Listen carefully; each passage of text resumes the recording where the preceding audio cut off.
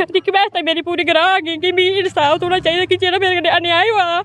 नहीं जी, ये तो गलत है। किसने कहा नहीं रखना चाहता हूँ? मैं तो रखना चाहता हूँ, वो खुद नहीं रहना चाहती है मेरे साथ। मैं तो चाहता हूँ कि वो मेरे साथ चले, जहाँ पर मैं रहता हूँ वहाँ पर रहे वो।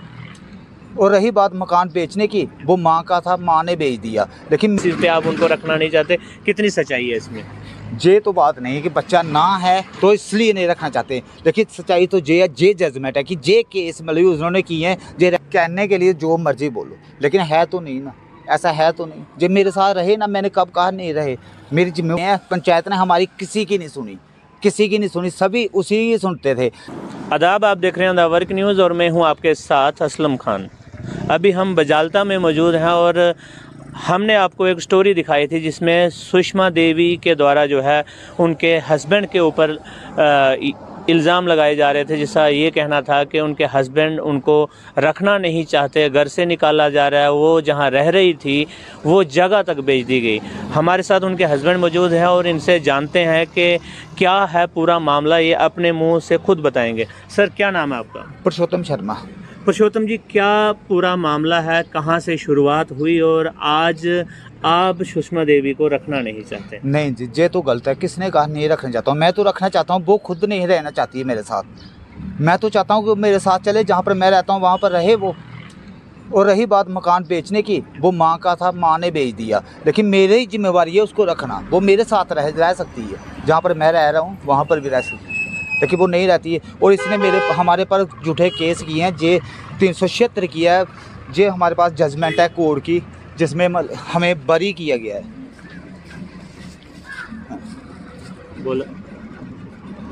वो रही बात मतलब कि इसको निकालने की, कोई नहीं निकाल रहा है। इसने सब घर वालों को निकाल दिया। मेरी मम्मी पापा 5 साल एक दुकान पर मतलब छोटी सी दुकान पर रहे हैं, और भाई बहन किसी को भी उस घर में वो नहीं आने देती थी।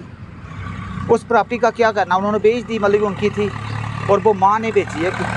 उनका कहना है कि वो जो प्रॉपर्टी जहाँ जिस घर में रह रहे थे, कोर्ट का ऑर्डर था कि वहाँ पे फ़िलहाल उनको रहने दिया जाए, लेकिन वो भी बेच दिया।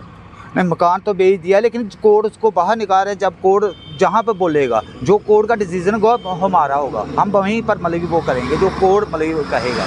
और इसको हमने कभी नहीं निकाला है। वो वहाँ पर रह रही है, जब तक कोर्ट डिसीज़न नहीं देता है तब तक उसको कोई भी।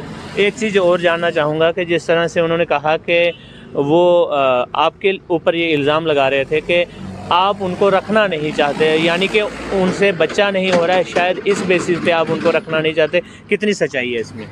ये तो बात नहीं कि बच्चा ना है तो इसलिए नहीं रखना चाहते, लेकिन सच्चाई तो ये है, ये जजमेंट है कि ये केस मतलब उन्होंने किए हैं, ये रहने वाले थोड़े किए हैं। और रही बात, इल्ज़ाम लगाना तो कोई भी किसी पर लगा सकता है, लेकिन इसके पास कोई सबूत है इस चीज़ का?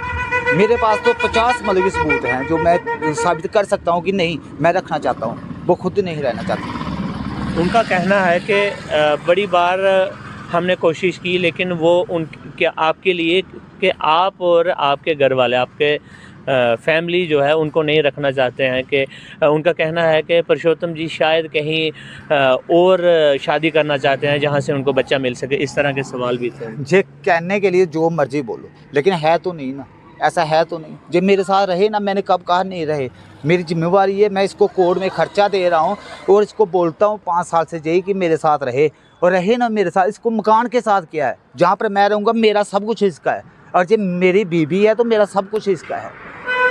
पुरुषोत्तम जी, एक सवाल मेरा और है कि वहाँ पे हमने जाके जब बात की तो वहाँ के लोगों का ये कहना था कि पंचायत में बड़ी बार इन बातों का जिक्र हुआ, और जब पंचायत में आपकी फैमिली को या आपको बुलाया जाता था आप उसमें से उस पंचायत में नहीं आते थे। एक चीज़। दूसरा, उन्होंने ये भी बोला कि जो फैसले पंचायत के द्वारा लिए जाते थे उन फैसलों को आप नहीं मानते थे। नहीं जी, ऐसी बच्चे झूठ है। हम हर पंचायत में गए, हर पंचायत के पास गए हैं, पंचायत ने हमारी किसी की नहीं सुनी, किसी की नहीं सुनी, सभी उसी ही सुनते थे।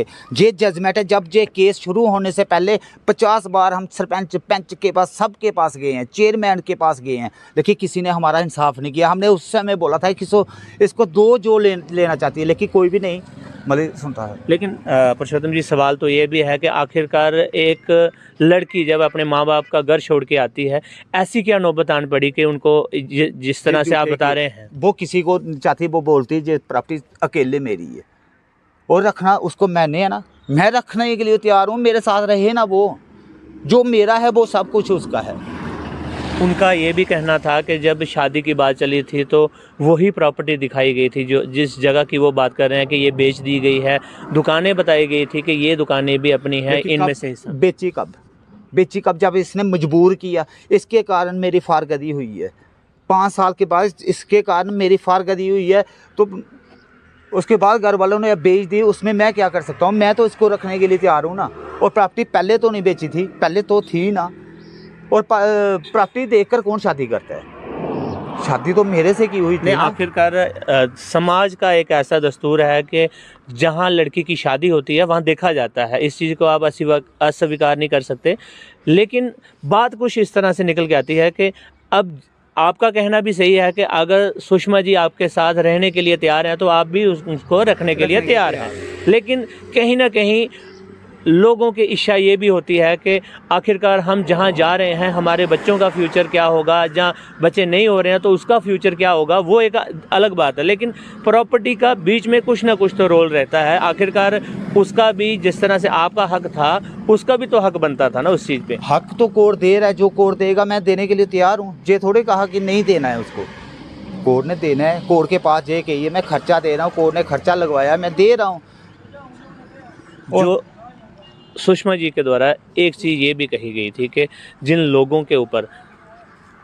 लोगों को आपने ज़मीन बेची है कि उन लोगों के द्वारा जिस घर में वो अभी रह रहे हैं उस पर पथराव वगैरह भी किया गया। आप उसके बारे में नहीं किया। पथराव तो इसने किए हैं, उन्होंने किसी ने पथराव नहीं किए हैं, इसने पथराव किए हैं। उसकी वीडियो है मेरे पास, मतलब अगर आप बोलो तो मैं दिखा सकता हूँ। चलिए, ये था पूरा मामला। ये उनके हस्बैंड हैं। हालांकि सुषमा जी का कुछ और कहना है और इनके हस्बैंड का कहना है कि सुषमा जी अगर अभी भी मेरे साथ रहना चाहते हैं तो ये उनको रखने के लिए तैयार हैं, चाहे कुछ भी होगा, जिस तरह से भी होगा, जो खुद खाएंगे वही उसको खिलाएंगे और साथ में खुद रखेंगे। और कहीं ना कहीं जिस प्रॉपर्टी की बात चल रही थी कि इस प्रॉपर्टी के बेसिस पे मेरी शादी करवाई गई थी, जहाँ तक प्रॉपर्टी की बात आती है तो वो प्रॉपर्टी जो है वो अब बिक चुकी है और वो इन्होंने नहीं बेची, इनके फैमिली के द्वारा जो है वो बेची गई है। और कहीं ना कहीं फैमिली का जो है इसमें बड़ा रोल रहता है। आपकी इस सब पे क्या राय है? आप भी अपनी राय जो है कमेंट बॉक्स में ज़रूर रखें। फ़िलहाल मुझे और मेरे सहयोगी को दीजिए इजाज़त। आप देखते रहिए द वर्क न्यूज़।